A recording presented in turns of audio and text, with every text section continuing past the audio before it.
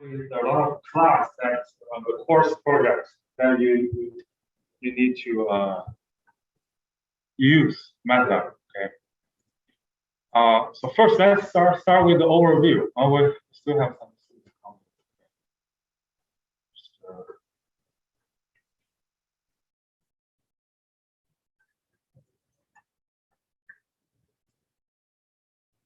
Okay.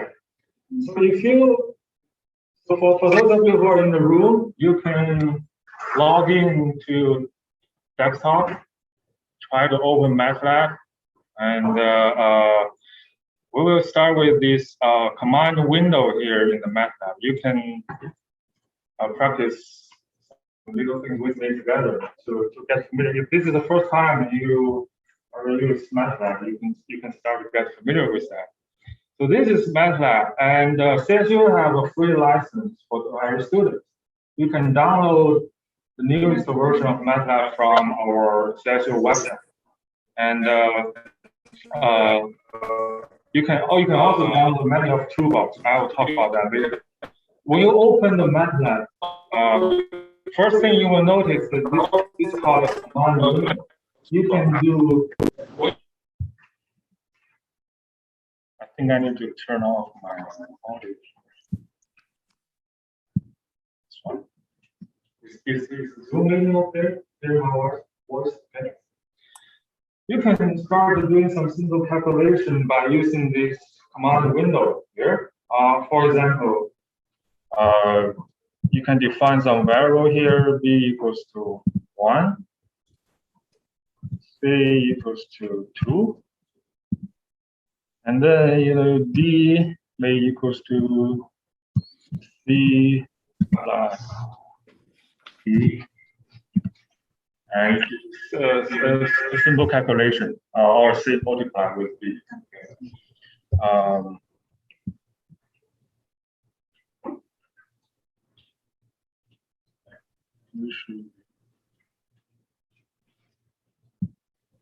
I turn off my audio because I'm hearing feedback.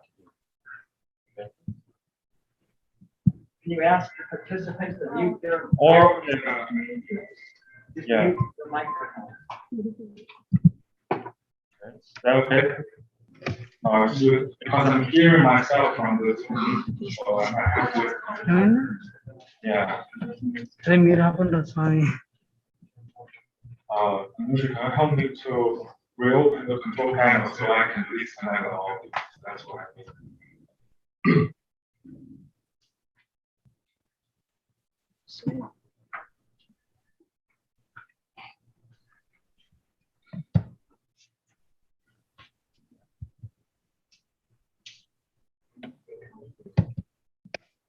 I think you're right.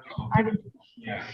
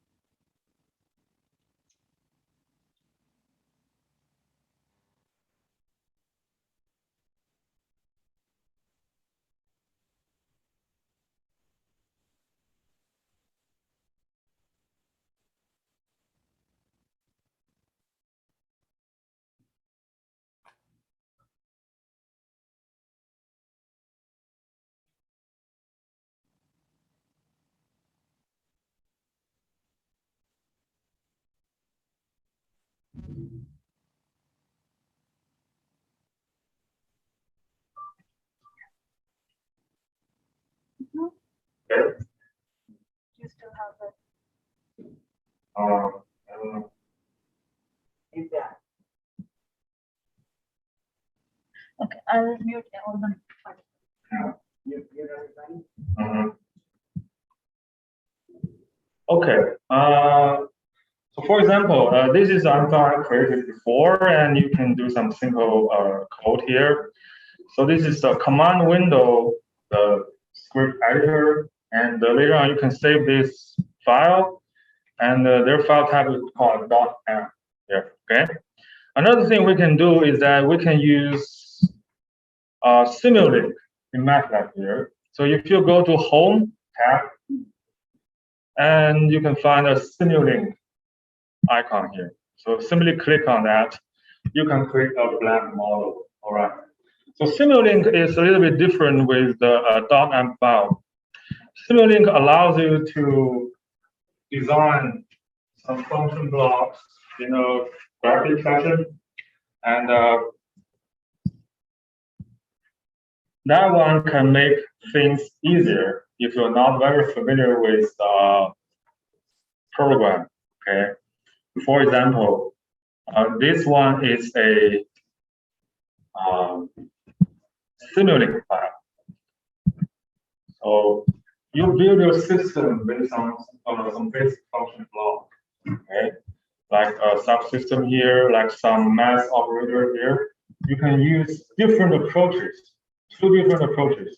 One is from ANFA, and the other is from Simulink to achieve same goal. They're just two different approaches.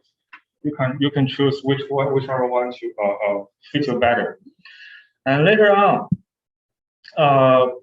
you can also assign the parameters of your Simulink project in the .m file. Okay? So what I mean is that you can put all the parameters of your Simulink project into the .m file, and make sure to put .m file and the Simulink file in the same folder. Okay, and then you can you have to run the m file first to load all the parameters into the workspace here. And then you're able to run the Simulink file, okay, with these parameters. So later on, if you're not satisfied with your Simulink model output results, you can revise your code here in the .m file, okay, or change some parameters. And then to rerun the .m file and then run the Simulink file again, okay, to get different output. Also, I'm going to show you this later, okay, when we move on to the next topic. And so this is the, remember, we have command window for some quick calculation. We have .m file if you're more familiar with programming, coding, okay? And we can also use .m file and Simulink file combined together to create a more user-friendly function block diagram for your project. Next thing I want to talk about is we might want to be interested about those apps in MATLAB. Okay. So if you download the newest version, let's say 2021A or 2021B, which is the recent released MATLAB software, they made a lot of powerful apps or toolbox free. And for example, back to 10 years ago, if I would like to use this system identification toolbox, I have to pay additional money for that, probably $2,000 or $1,000. But now, if we download 2019, 2020 version of MATLAB, MATLAB makes it free. That's very great. So according to your project, if you have some course projects or if you are doing your senior design project right now, there's a lot of toolbox you can download from MATLAB official website. For example, for me, control system tuner or control system design app would be more useful for me. But if you're from a communication major or a computer science major, they have a lot of artificial intelligence toolbox. And here is the current apps I'm having. But you can always search for more. To do that, it's very you can go to the apps tab and click this get more apps here. Okay. If you click on this, they have Explorer here. If you're more interested in AI, you can type like a deep learning, and they have all the options for you. They have deep learning toolbox. I'm not installed that, but if you're interested in that, for example, you can install that. And those toolboxes are very well designed and can help you to get a very quick start for building a project. Okay. All right. So I think I'll cover basically what I know about the MATLAB function that could be benefit for your project. So let's move on to the next topic, which is the relation between MATLAB script and the Simulink plot diagram. I will use an example. I will run an example and to demonstrate that to you. I'm creating an M file here, and I'm putting all the necessary parameters for my system, okay, here. And I'm also creating a Simulink file, which is this one. I put these two files together, remember to put them together in a same folder.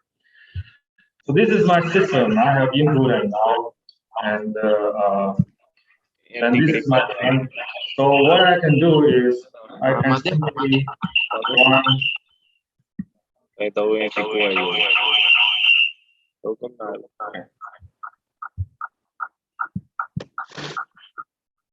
Now I'm running an ARM file here.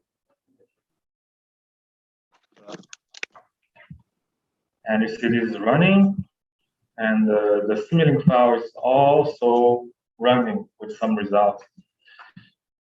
So later on, when you click on the scope, you can see some results here, okay? So to do that, all you need to do is in your ARM file program, add this simple command here. That means that when you run your ARM file, you put your title of the Simulink file here. When you run your ARM file, and simultaneously, the ARM file can help you to run your Simulink model, okay? Another way to achieve the same goal, or maybe more convenient, is that if you say, I don't want an ARM file, I just want to build a single Simulink file and run the program, run the program. You can also copy all these parameters into your Simulink file. So how to do that? So let's say you copy all the parameters from the .ARM file, and you go to modeling. You go to models. You go to model setting. Here. Model property. You don't have to follow this, okay? Because you have nothing to build. I'll just simply give you some simple examples.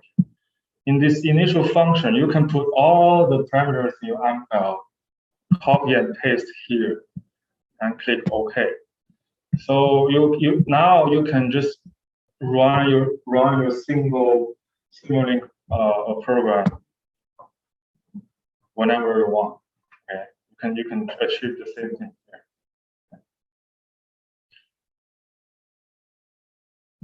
Okay.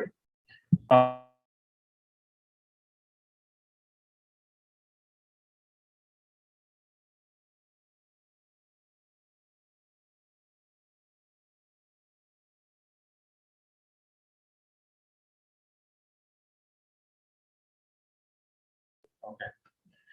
Let's move on to the toolbox. There's some important toolbox I would like to share with you. I'll use a couple of examples here for my preference.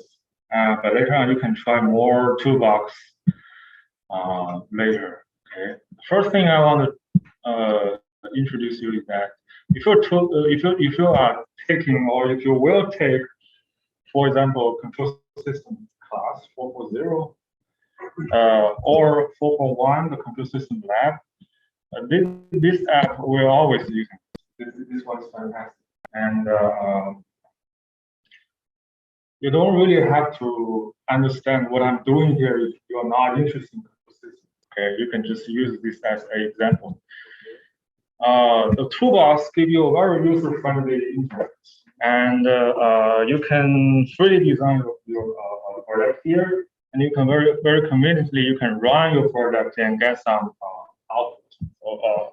And they already plot everything for you, so you don't have to program an M file or build a Simulink file to get the results. In the toolbox, you already have all these benefits. So this is very good for some situation. For example, you want to start a project very fast and you want to do a quick test. Toolbox is a perfect option.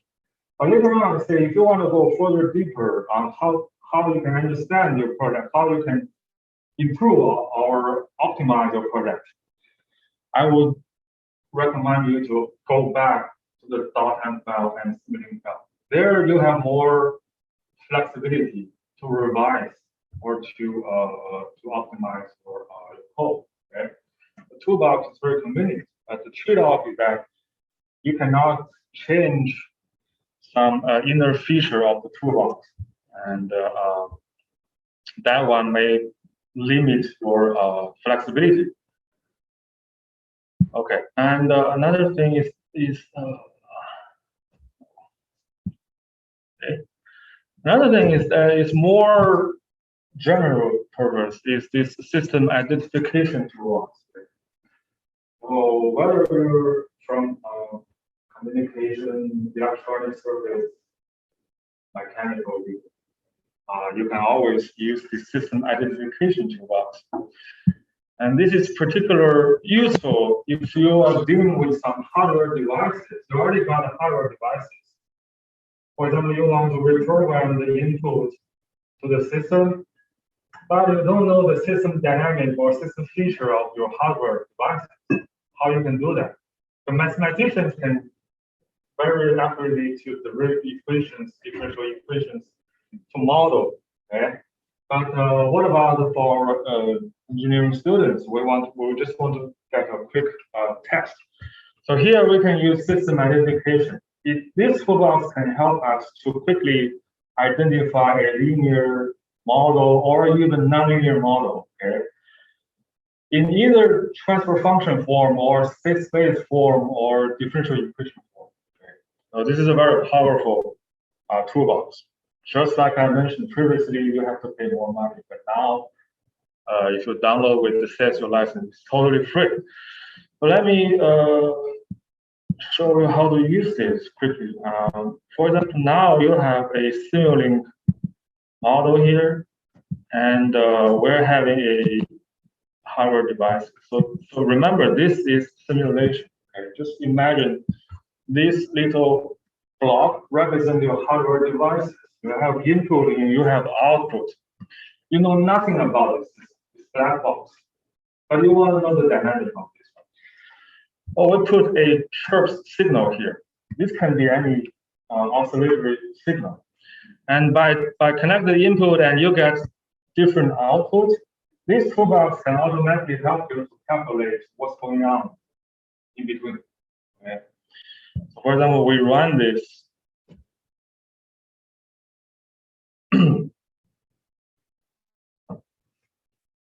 We run this, and we use this scope to observe. So this is our output.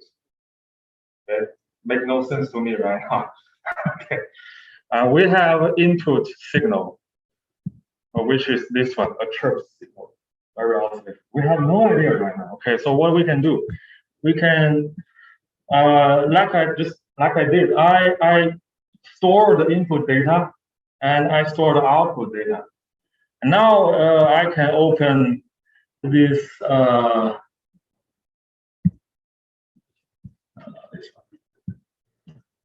this toolbox.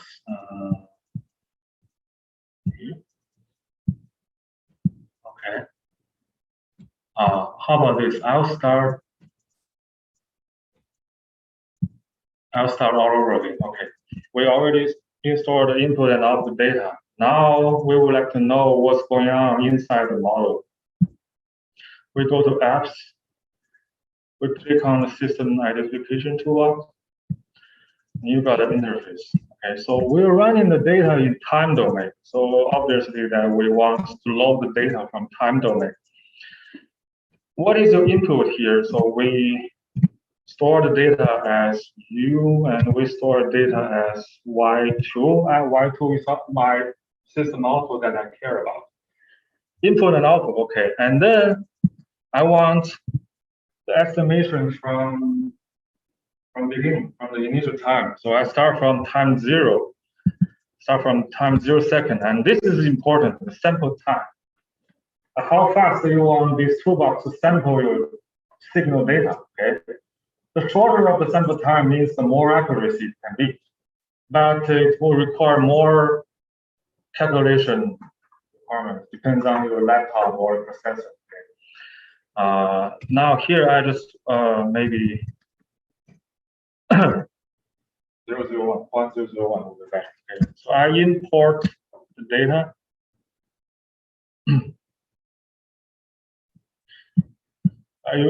We saw the data here. And then what am I going to do about this data? For example, I want to have a linear model in transfer function 4. Okay. We don't know much about the system, but from experience, maybe if we know some basic information about systems in our control system terminology, well, it's poles and zeros.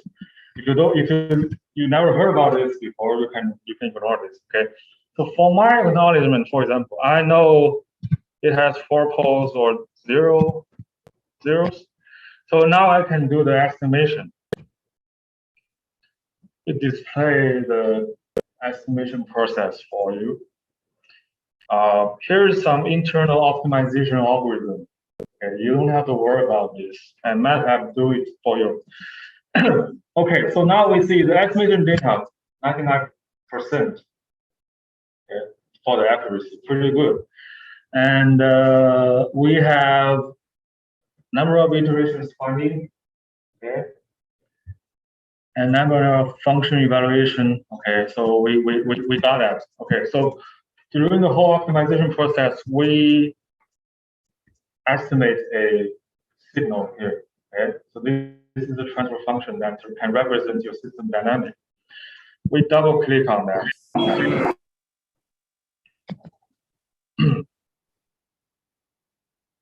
We double click on that, and MATLAB tells us,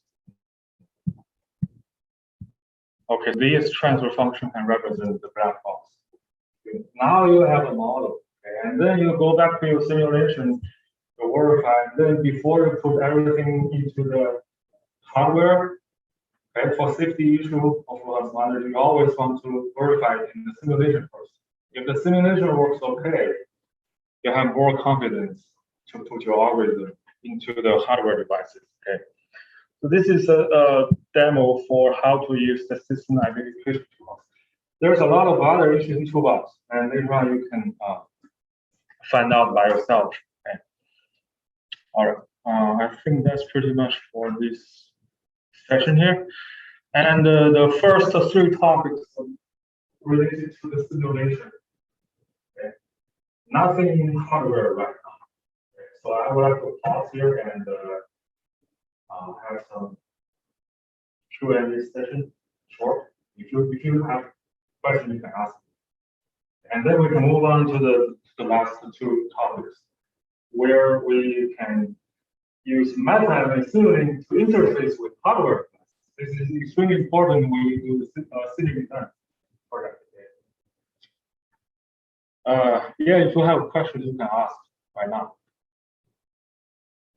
Yeah. Technologies for blocks for selecting like what that's like that you did it here's like if this is that.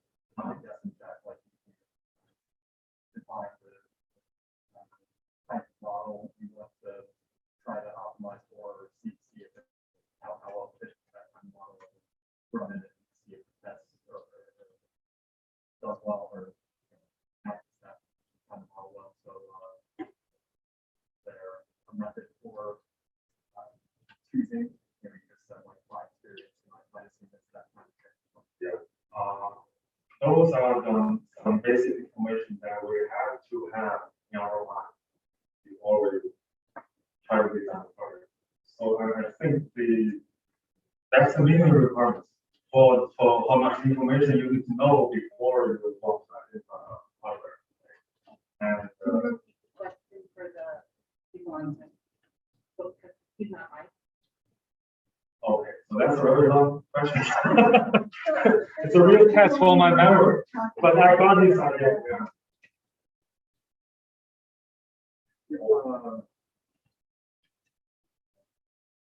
I think you have to solve it before you start. Design goals. Is that what you're asking? Oh, I think what he means, if I understand correctly, is that he saw me do this, and I tell him you need to know code and do something like that. Okay.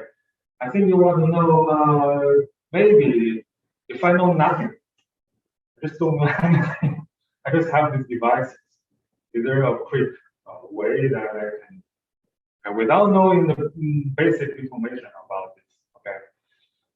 I would say you could, but it may damage your estimation of accuracy. Okay. You can freely choose whatever basic knowledge about the algorithm, but the outcome, the result may be not more accurate. Okay. So here's the way I would actually explain. If you know more information before in the first place, you may get a higher chance to get a more accurate model. If you don't, then you just accept the trade-off. The data you get may not be that accurate, okay? But I think that's normal. If you know less, then you get less accuracy. You showed some new features of MATLAB. These are new tools, new version. Does MATLAB offers a book, tutorial, that you can recommend? Yeah, I never read their book, but they do have books from their. Oh, that's a very good question. Thank you. And then just remind me that what I'm going to say later on. But I will just do that right now. Okay, notice here's a little search right here. You can search any documents here. And for each toolbox, MATLAB has their free electronic book. As long as the toolbox is free, I think they're having a book to introduce comprehensively about the toolbox. Okay?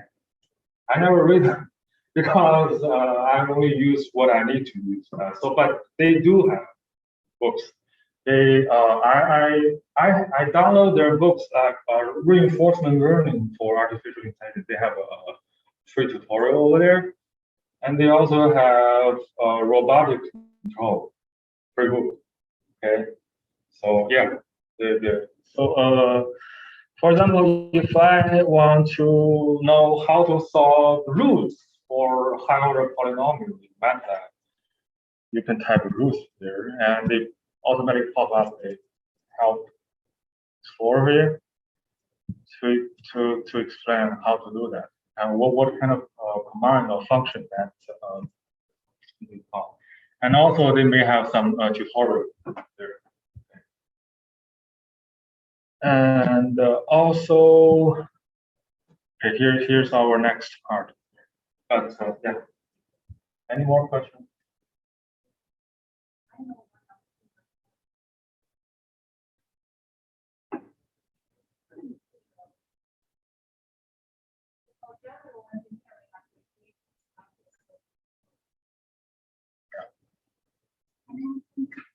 Yeah, recently the Math Academy, they're sponsoring like certification courses on MATLAB. So they will like introduce each and every topic in a step-by-step manner where you would actually work on that. Like they show you something and they give you some tasks. So it's like a certification course. It's most of them are free.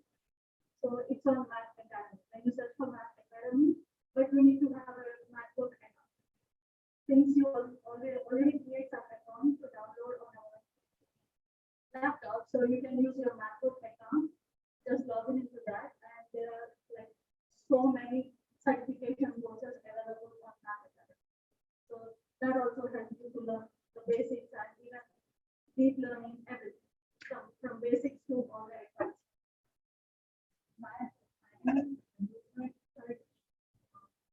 writing on my math, yeah, math attack.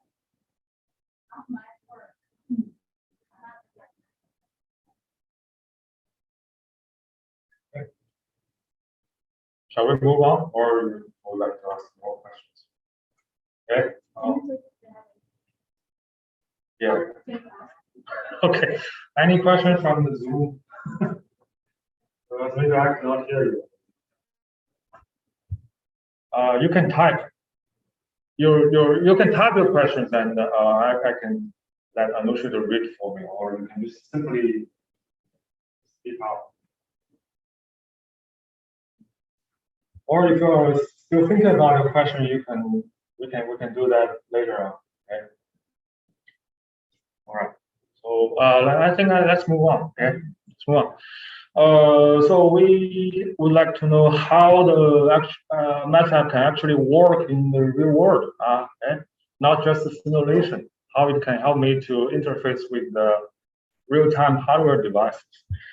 First thing, before we interface with any hardware device, I would like to introduce some basic functions that you can use. Not necessarily this particular function, but the way it works. Okay? When you want to write a .m file, you create a file here. I would suggest you to put this command first, whatever project you're doing. Okay, that means close. Okay. Okay. Somebody wants to know if you can show how to do an example of graphing more than one function on the same axis. I'm doing that right now. Just pause it, right? Yeah. Okay. Close means each time you run your program, you will close your previous figure. That one doesn't confuse you. Okay. And clear means every time you're rerunning your program, you will clear the data in the workspace. So that if you have accidentally have same name of your variables, you may have conflicts with the data. You may confuse yourself. CLC is a command that, for example, I'm typing something here. I know it's wrong. Okay, so I'll type CLC here is clear the command window. Okay. If you have these three commands at the first line of your program, that one can make sure each time you run your program, you will always have something that you want. Okay. Now I will just show a simple example. Again, you don't have to understand this. Okay? If you don't know that, just see how it works. MATLAB MFL can help you to define a symbolic variable. For example, if I want to define a transfer function, I know there's a Laplace operator in that transfer function, S here. I want to do it more conveniently. So I can define a S as a transfer function S here. Later on, you can directly type the transfer function. So this one is function. You will see this a lot in MATLAB. Transfer function. SS means state space, and or optimization algorithm. They have a lot. Or DIFF, they call differential equation. You can solve differential equation by simply call their function directly. Okay, and whenever you saw some program that you don't know what that function means, you can right-click on that function and help. And the MATLAB explain how this function works and what kind of examples you can try with this function. And iteratively, if you do this more and more time, you will eventually get familiar with the MATLAB function, and later on you can directly use that. Okay. And for example, we can do a simple calculation, matrix calculation.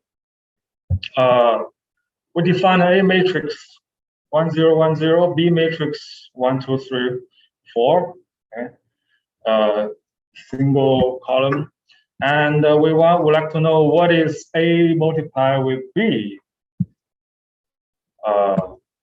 We just run that. It tells us C is 4. Okay, it's too much. C is 4. Okay, and there's some calculation. So if I do this 0 here, I get a different result. Okay, so this is something you can calculate. You can try this by yourself right now. Very simple. Okay? You doesn't have to be 1, 0, 0. You can create your own matrix. So another thing that, okay, just like I said before in this example, for example, I want to have a transfer function here. Let me do this.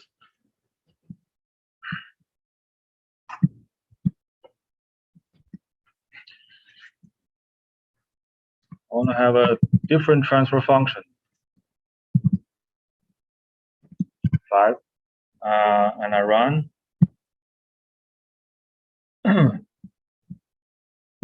Be careful with the math operator. Okay, so the command window can display a transfer function here. Okay, and I want to get some graph of this transfer function. I will use Bode plot as example. Okay, if you took system and signal, or if you learn about electronic circuits, you probably heard about Bode plot. And if you ever learn how to sketch Bode plot by hand, you will know how this Bode function will help a lot. Okay, so C1, I want to know Bode plot of this C1.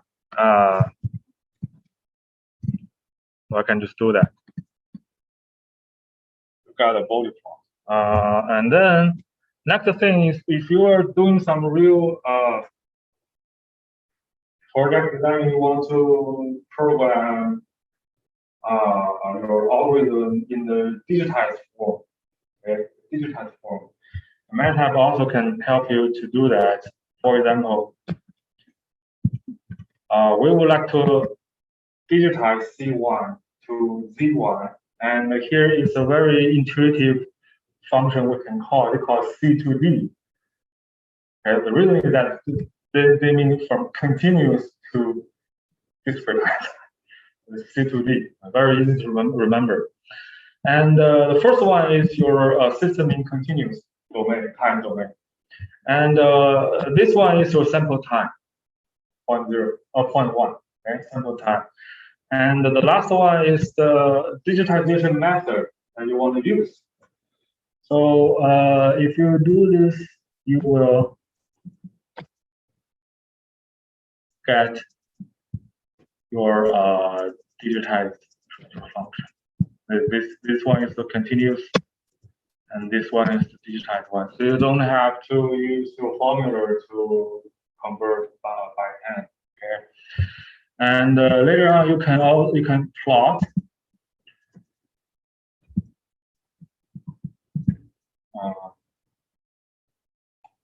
You can plot that. Let me remove this one. If you want to plot the two systems together in a single plot in Bode function, you can simply put them together. Okay? And you have two graphs here. Okay.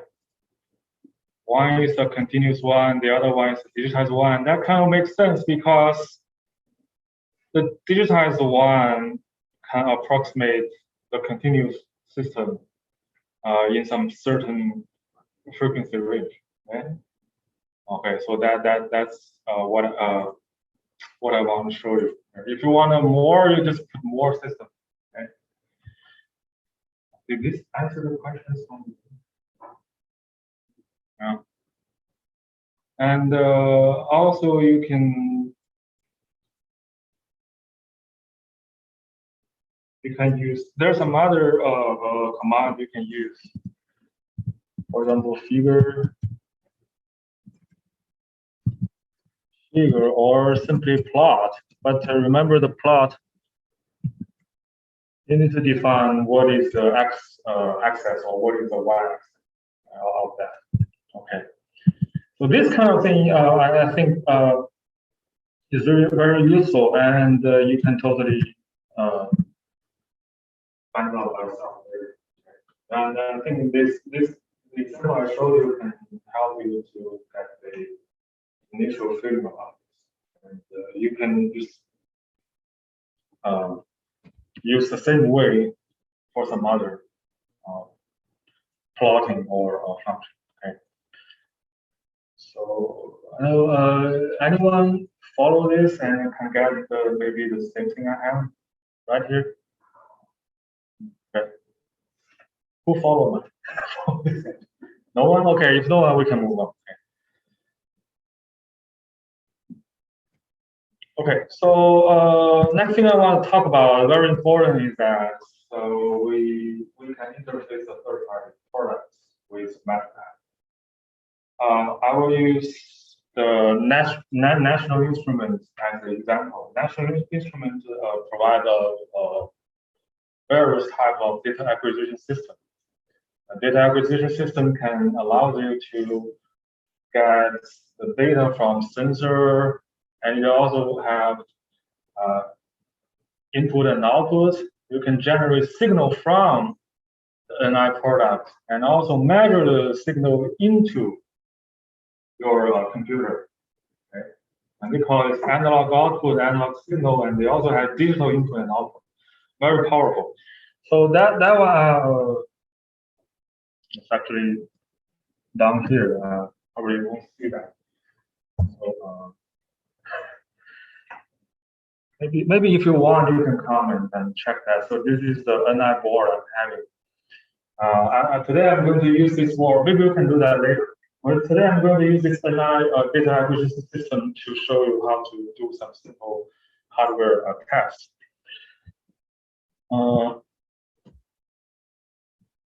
I built a Simulink model here, and here's a little difference between the Simulink model I just showed you.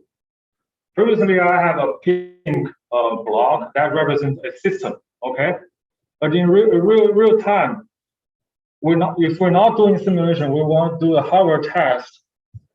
We want to get this function block here. So this function block actually can allow you to identify the pin on the acquisition system, okay? And then to get the signal from the hardware devices. So we don't have any more mathematical model here anymore because we're not doing simulation. We're interfaced with the hardware devices directly. So remember, these are not systems. These are function blocks to connect your program to the hardware devices for measurement or for signal generation. Okay.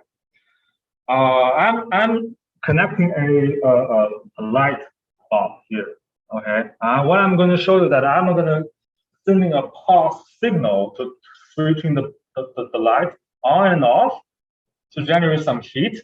And there's a small temperature sensor on top of the light bulb to sense the temperature. Okay.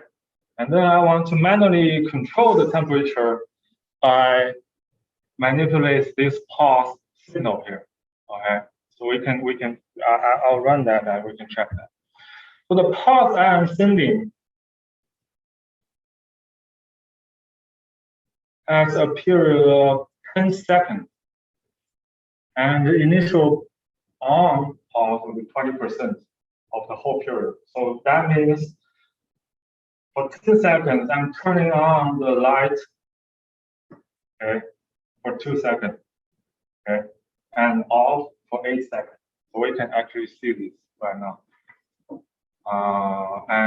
Here, the green block is my temperature measurement. And the yellow one is the pulse signal I'm generating to turn the light on and off. Okay, let's continue to see that.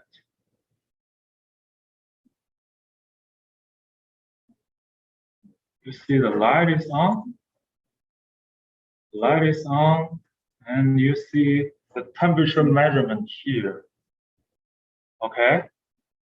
This one is the temperature.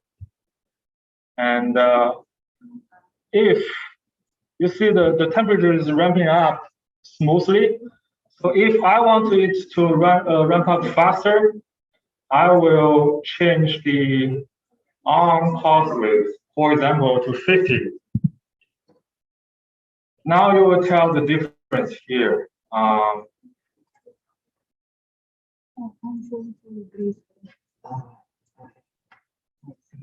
Now the pulse changes. Okay, that means for 5 seconds I'm on, and for 5 seconds I'm off.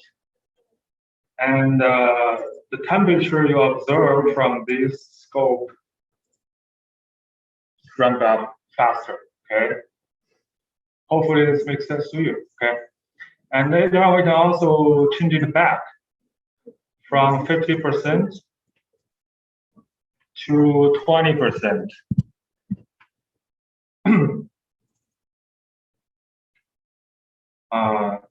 And then you see the pulse for on reduced, and the temperature start to reduce its ramp rate. Okay. Okay, so 120 seconds. You can define the time of your simulation here. I'm running for 2 minutes. Okay. So this way you can have manually control the light bulb. And this simple example makes sense to your project. Later on, you want to use MATLAB to control mobile robots or more complicated power system. you can do this. Okay, you can do this. But of course, maybe this NI product may not satisfy your requirements. You need to spend more money for your particular application. But the principle is the same. Okay? You always need to generate output signal, control signal, or command signal. And you always need sensor. The sensors, there's a lot of sensors, not only temperature sensors. You have optical sensor encoder, you have humidity sensor, all kinds of sensors. But those sensors all provide the measurement for you to guide you for your next move, okay, to operate your system. So hopefully this example can help you. Okay, so later on when you decided to doing some products by yourself, you can use this data acquisition system. And what we just seeing now is they call it hardware in the loop. This is probably a concept that how many of you first time heard about this? Hardware in the loop.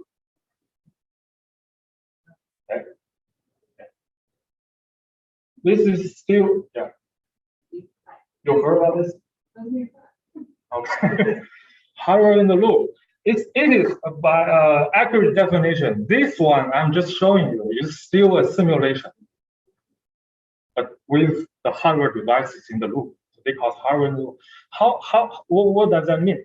That means whenever you stop your program, the process stops. Whenever you turn it on, it is turned on, and you cannot run the whole process independently or standalone in a standalone fashion. Okay, when you pause that, everything pause. Okay, so they call it hardware in the loop. So generally in the industrial business, maybe first everyone wants to run the simulation first to make sure nothing major bad thing going on, and then they want to do this hardware in the loop test.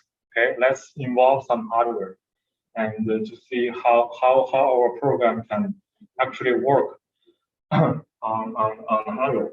And then when they got more confident, then they run into a standalone controller, develop a standalone controller, or then they program into the embedded system. Some embedded systems like the microcontroller or the PLC, the programmable logic controller, so they can work independently. So next thing. After this one, next thing I want to talk about is real-time hardware in the loop and embedded system-based implementation. Yeah. When you do the hardware in the loop, Yeah. Isn't your system model being taken out of Simulink and is replaced by actual hardware then? So your controller is black box that has a transfer function. Yeah. Actually in it. Right, very good, very good question. Thank you, Professor. So that's why we can extend the content here. You can actually remember with the system identification toolbox, okay? What you can do, maybe you put the system identification, you store the data from the hardware in the loop interface, okay? So and then use the system identification toolbox, okay, to let it to analyze your input and output data.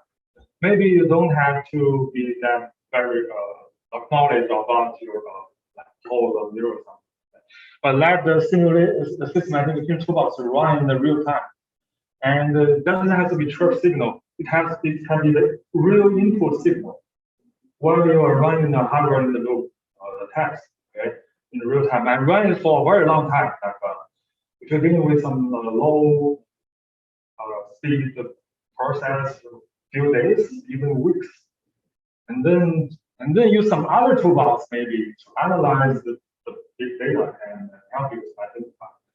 Okay, so that will of course require more complicated tasks. Okay. But I think that's a practical way to do that. Okay. Not only what we're doing in the lab. The industry, there's much more interesting things going on. Okay, and this is a hardware loop.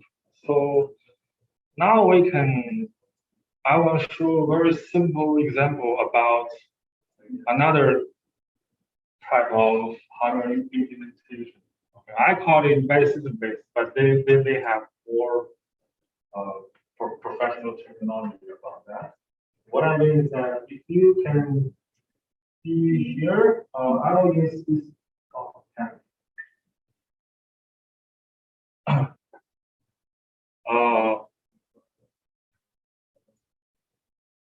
I'm having this microcontroller here and a motor driver from Texas Instruments. And one thing I want to mention is that MATLAB can also connect with products from Texas Instruments for motor control, some other product or wireless communication project. Okay, so yeah. I was trying to share up here, but. Okay. Okay, so you saw this microcontroller here, and I now want to plug in here is the two motors. Okay. Now I want to plug in my power.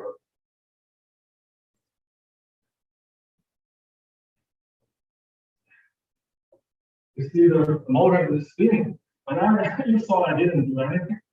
I didn't open my MATLAB, and why the motor is spinning. Why the motor is spinning. That's a little bit different with the hardware in the loop we saw in the MATLAB. What I did is that I built a very similar Simulink model like this one, and I connect the TI microcontroller to my laptop, and I replace this function block. Recording in progress. I change the NI block to the TI supported function block, and you can actually, yeah. Oh, okay. I'll share my. That's okay. You don't have to see mine. I will understand that. You can use you can build a Simulink model, okay? And then you see the function block I used for NI product. Now I can change to TI product. In MATLAB, they also support TI, and you can compile your program in the Simulink, and let the Simulink to download the program to microcontroller devices. Okay, so the microcontroller has memory to store this program. So whenever you can run this as a standalone controller right now. Okay, whenever you unplug the power stop, and you have to be it's on. So this is really we call it a real time implementation when compared to the hardware in the loop. The PLC works in the same way. PLC works in the same way.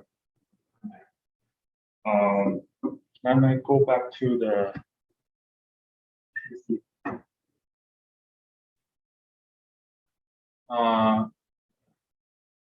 Is my computer?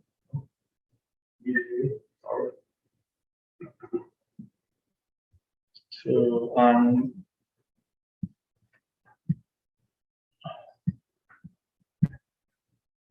just show you how to. For example, the one I'm using is the Texas Instruments microcontroller, so you can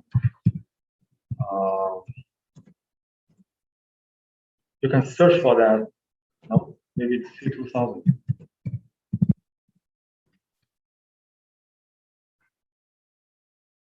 Oh, did I connect to the wire? Yeah.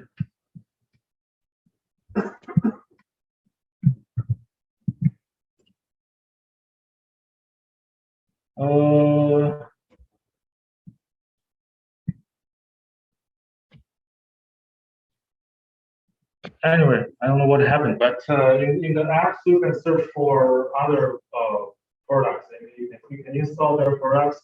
You can buy their hardware, and you can run and make it work through the MATLAB Simulink. Why we want to do this? Because, for example, for these TI products, they have their own IDE called Composer Studio. You can totally develop the projects based on their IDE and their products. But somehow, for some students, maybe you want to get a quick start. You have to know how to run C language in their IDE, okay, for driving to making a motor scheme. But instead of doing that, if you find that too time-consuming for you, you can try that in Simulink, where it's all graphic-based and very convenient. Okay, so this might be one of the reasons we want to do it in this way. And MATLAB really provides advantages for us. I think I'm done with all the topics right now. Thank you. I'm glad to take some more questions if you have. I may want to.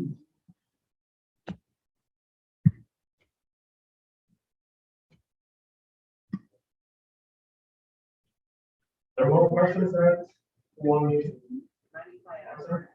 Okay, great. Do you want to do a basic where you show how to build a simulate model, and then how you can just make it simulate, like something simple? Oh yeah, can do that. If, Show them the library. yeah. If you now, if you open your MATLAB right now, or if you already create a Simulink file, if you want to add more things, you can go to this library browser. Here. It contains a lot of blocks here, and you may not have as many as I have right now because I install more apps, and you can do that also if you have some need. For simulation purpose, I think this thing here is good enough, and you can find all of these blocks here, like the scope, like the gain, like the integrator, all these basic function block here. You can simply drag them to your workstation and start to connect them. Another thing here is that you see a lot of other apps here. For example, the Simulink encoder. You have to install this in order to compile and download the program to some hardware devices like the TI microcontroller. Okay. You have to download this.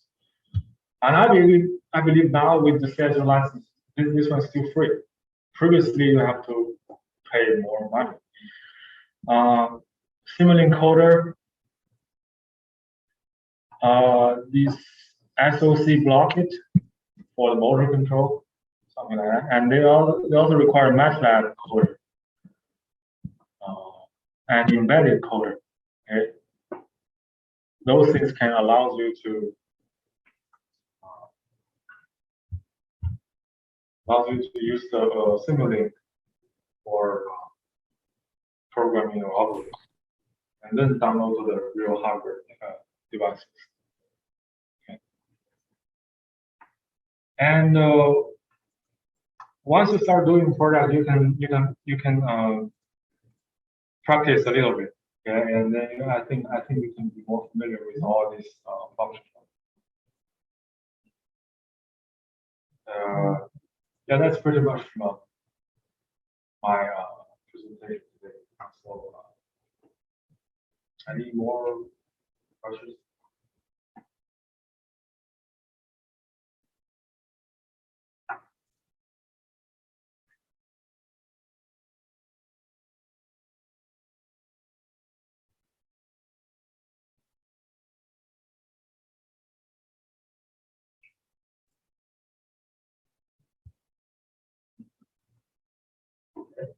Awesome.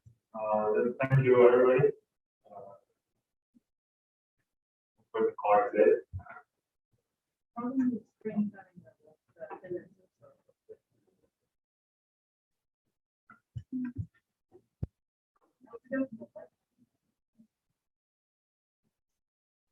And also, if you would like to see those products, you can come and you can check them. We're checking the chat now. Okay, okay. Yeah. You can come here and I'll introduce a little bit, and then at the same time I can take some questions from Zoom. Okay.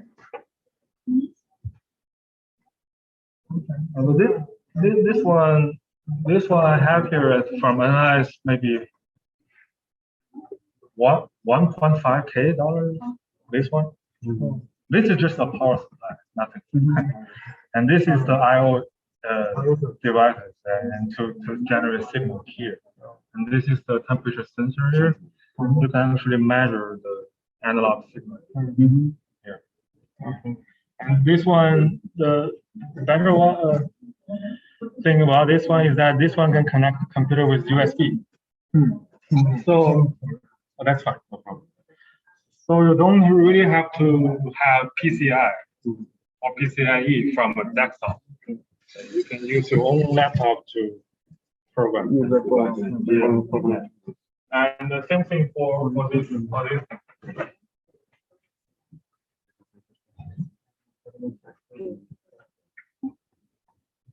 You registered? Yeah. No, it's not the other.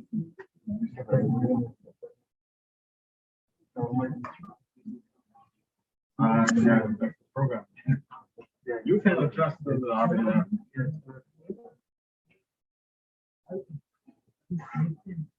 But this is the real industry standard power supply 24 volts from not look different with the power supply we use from that. They mount like to mount it on a rack. PLC or whatever. Something this kind of way.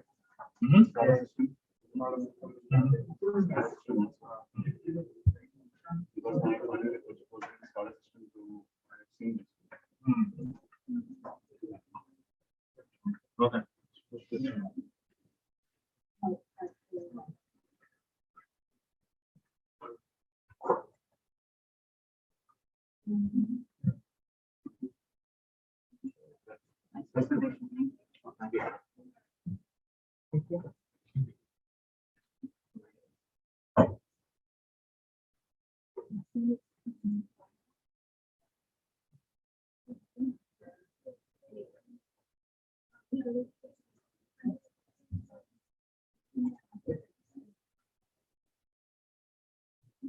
Hey.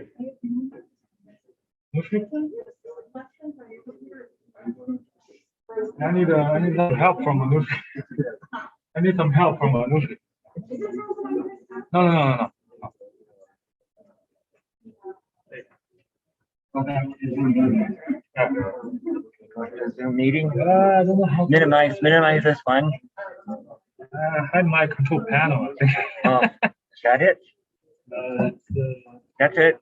Hey, I'm not sure how to do the Click on the, control panel. click on like one of these boxes. Oh, You can help. Where is yours? that's it.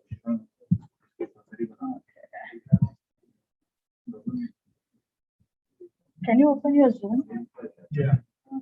There it is. Okay. Oh man, 44. I'll stop my share.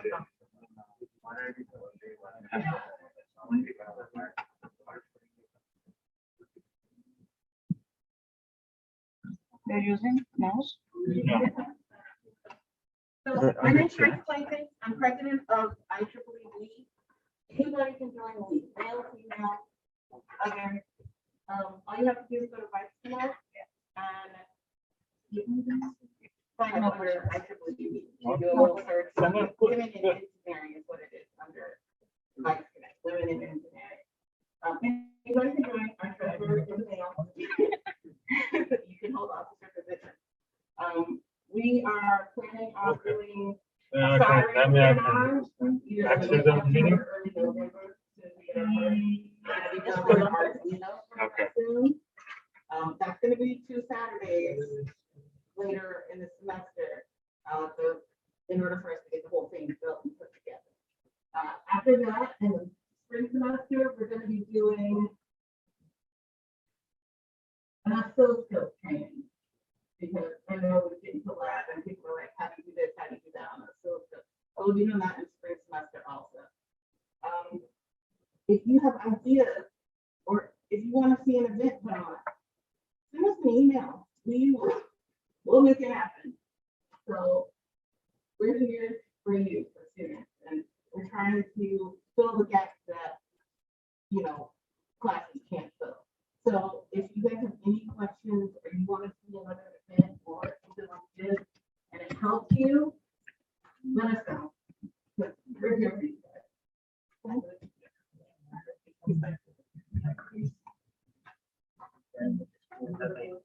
Oh, yeah, excuse me. Yeah, that's the next line.